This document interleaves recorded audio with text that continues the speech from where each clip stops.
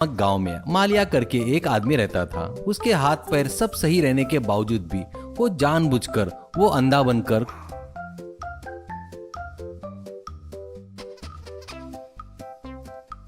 कुछ दिन लंगड़े जैसा लंगड़ते हुए भीख मांगकर खाता था। इतना ही नहीं, कोई अगर पैसे नहीं देता तो उसे वो बहुत गालियां देता था। लोग जेब में पैसा नहीं है बोले तो फोन का स्कैनर गले में डालकर मांगना शुरू करता था। ऐसे कुछ दिनों बाद एक दिन रोड पर आकर मालिक इससे कुछ लोग डरकर पैसे देते हैं। कुछ लोग के पास पैसे नहीं रहता तो वो लोग ऑनलाइन पेमेंट करके जाते थे। ऐसे मालिया की हरकतें नजदीक से देख रहे उस गांव के प्रेसिडेंट, क्या रे सुबह सुबह ड्यूटी पर चढ़ गया क्या?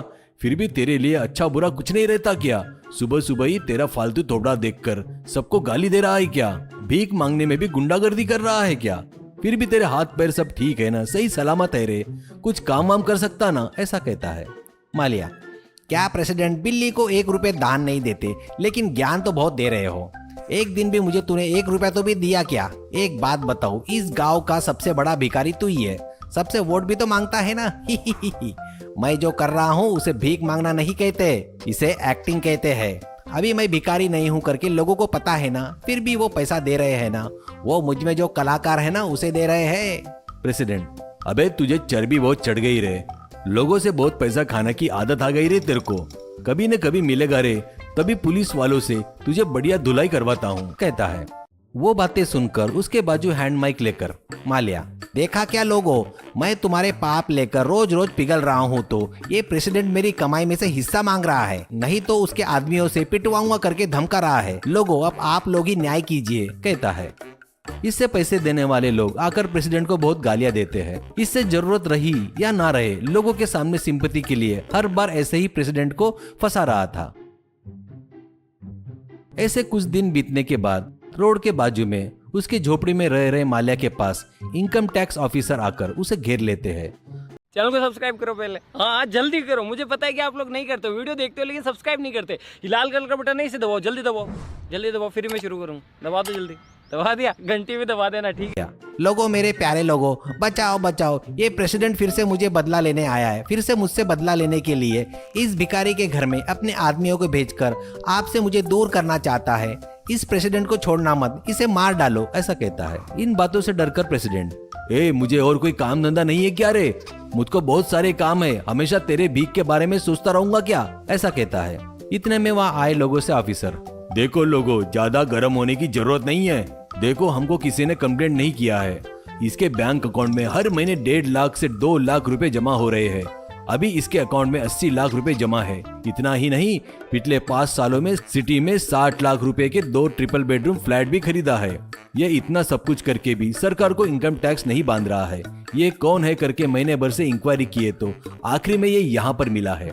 हम पहले इससे थोड़ी सेटिंग करते हैं, इसके बाद आप लोग अपना हिसाब कर लेना। ऐसा कहकर वो ऑफिसर संकल से उसे बांध देता है।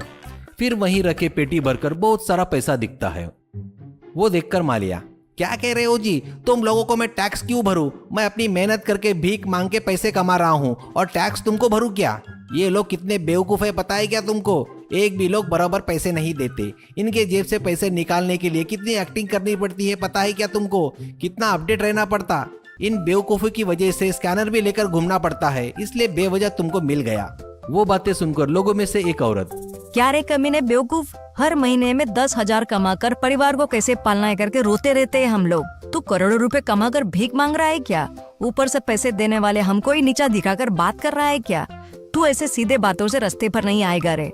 तुझे जब तक अच्छी मार नहीं पड़ेगी ना, तू सुधरेगा नहीं, करके सभी उसके माँ बाप भी थे। लड्डू छोटे मोटे काम करता था, कभी कभी बोरे उठाने का काम करता तो कभी मिस्त्री के हाथ के नीचे कुली का काम करता था, कभी कभी ढाबे पर भी काम करता था। पर बेचारा किसी भी एक जगह पर नहीं टिक पा रहा था। किसी भी कारण से उसे उस काम से निकाल देते थे, इसलिए वो किसी और जगह पर काम ढूंढता था। एक दिन एक फैक्ट्री का मालिक, अरे लड्डू, कल से तू काम पर आने की जरूरत नहीं है। अब तक तेरा जितना पैसा हुआ वो कैशियर से ले ले, ऐसा कहता है। लड्डू, बाबूजी मैंने तो अच्छे से ही काम कर रहा हूँ ना, फिर आप काम से क्यों निकाल रहे हो? फिर अभी काम नहीं करके क्यों बोल रहे हो? क्यों निकाल रहे हो? मैंने कोई गलती किया क्या? बताइए साहब, कहता है। कुछ नहीं लड्डू, तू अच्छे से ही काम किया, पर अभी नई मशीन मंगवाया हूँ, उससे मुझे मजदूरों की जरूरत नहीं है, इसलिए तुझे निकालना पड़ रहा है। बुरा मत मानना, कहीं और काम काम देख ले, ऐसा कहता है। लड्डू, बाबूजी ऐसा मत बोलो, यहाँ मेरी नौकरी गई तो मैं बहुत तकलीफ में फंस जाऊंगा। घर में माँ बाप की देखभाल करना है, उनकी भूख मिटाने की जिम्मेदारी मुझ पर है जी, ऐसा कहता है। मालिक, लड्डू तुझे ही नहीं रे, मैं और बहुत लोगों को निकाल रहा हूँ, तुझे काम पर तो नहीं रख सकता, पर तू लगे तो कैशियर को मेरा नाम बोलकर 1000 रुपए ज्यादा ले ले, इससे ज्यादा मैं तेरे लिए कुछ नहीं कर सकता करके फोन आया तो बात करते हुए चला जाता है। इससे लड्डू बहुत दुखी होता है।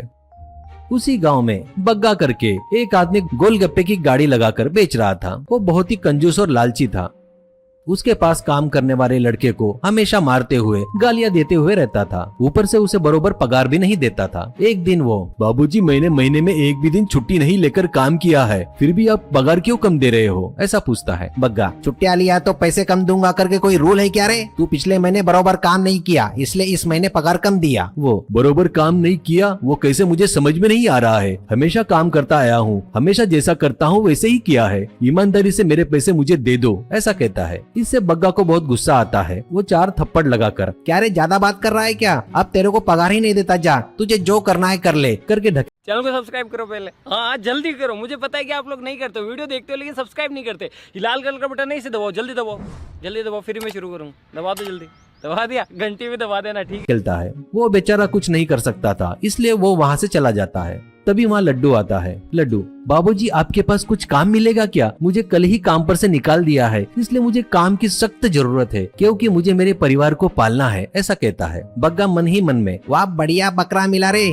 सोचकर, ठीक है काम है, लेकिन तुझे रोज के 100 रुपए ही दूंगा, उससे ज्यादा नहीं दूंगा, और एक दिन भी छुट्टी मारा तो तेरी पगार काट लूंगा, ऐसा कहता है। लड्डू, अरे भैया एक कुली को तो रोज में 600 रुपए देते हैं, पर आप तो ऐसे 100 रुपए बोल रहे हो। बग्गा, कुली बोले तो वजन उठाना पड़ता, पर यहाँ वैसा काम नहीं है, पसंद है तो कर, नहीं तो निकल यहाँ से। लड्डू, ठीक है, खाली रहने के बजाय कुछ तो करना अच्छा है, ऐसा कहता है।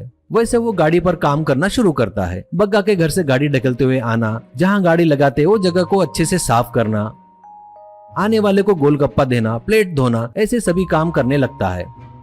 ऐसे महीना बीत जाता है। लड्डू, बाबूजी मैं आकर महीना हो गया है, मेरी पगार देते क्या? बग्गा उसको पैसे देता है। लड्डू वो गिनकर, क्या बाबूजी 500 रुपए कम दिए आपने? बग्गा, तो बराबर काम नहीं किया इसलिए काट लिया, पसंद नहीं तो काम छोड़ के चला जा। लड्डू, बाबूजी तुम्हारे पास जितने भी काम छोड़ के गए ना वो सब मेरे दोस्त थे, उनके साथ भी आपने ऐसा ही किया, उन्होंने बताया मुझे, ये बरोबर नहीं है जी, काम करवा कर पैसे नहीं दिए तो कैसा रहता साहब, ऐसा कहता है। बग्गा, ए देखो बोला ना, मेरे को पसंद आए वैसा काम किए तो ही पूरा पगार मिलेगा, नहीं तो ऐसा ही रहेगा, कहता है। इससे वो कितना लालची है लड्डू को पता चल गया। लड्डू, बाबूजी आप कैसे भी काम किए तो आप मेरी पगार काटेंगे, इसलिए मैं काम छोड़कर जा रहा हूँ, बताकर चला गया। लेकिन लड्डू का गुस्सा कम नहीं हुआ। बग्गा को सबक सिखाना चाहिए करके सोचता है।